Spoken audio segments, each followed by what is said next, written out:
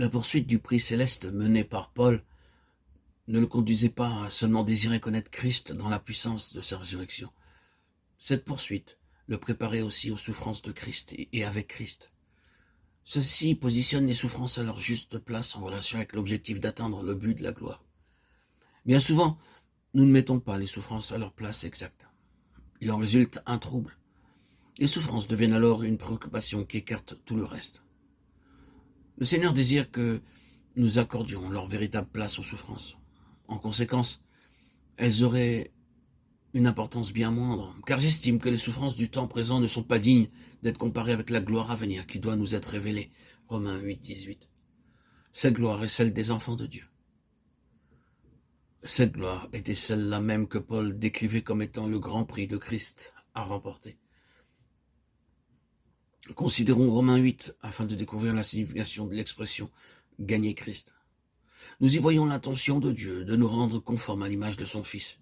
Gagner Christ signifie obtenir cette conformité à Christ. C'est le prix de l'appel céleste. Cela inclut d'atteindre la plénitude de Christ dans la perfection morale et spirituelle, car cette perfection constitue sa gloire. Ainsi, il en résulte pour nous d'arriver moralement et spirituellement là où Christ se trouve, c'est-à-dire dans sa place d'exaltation. Cela est le but, c'est le prix. Nous ferions bien de conserver à l'esprit cette issue glorieuse lorsque nous serons révélés avec Christ et rendus comme lui.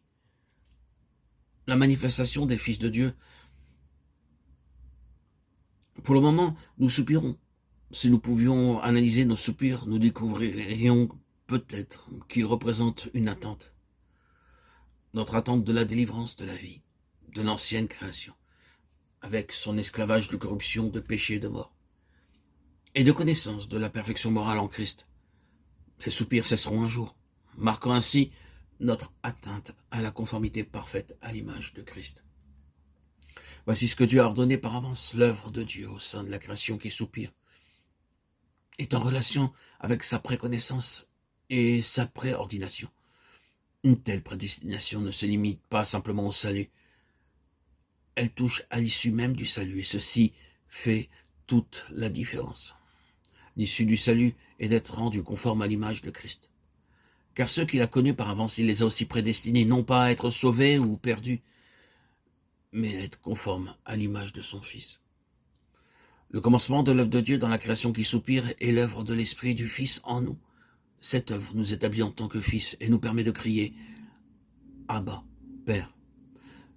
Cette œuvre est la préparation secrète de ses fils, qui constitue la clé de la délivrance de l'état de vanité et de désappointement prédominant aujourd'hui. La création entière doit être délivrée et amenée dans le plaisir de la liberté et de la gloire des fils de Dieu. Ce résultat est l'issue de la puissance de la résurrection œuvrant en nous. Notre adoption au titre de fils nous lie à l'émancipation de cette vanité imposée à la création entière. Remarquons que la création ne doit pas être délivrée au moment de cette manifestation. La création doit elle aussi prendre le caractère qui définit Christ et qui sera révélé dans les fils de Dieu. Ce dénouement sera pleinement glorieux lorsque la puissance de la résurrection de Christ aura eu sa pleine expression dans la glorification des fils de Dieu. Cela se produira au moment où les fils de Dieu recevront leur corps glorifié, conforme au sien.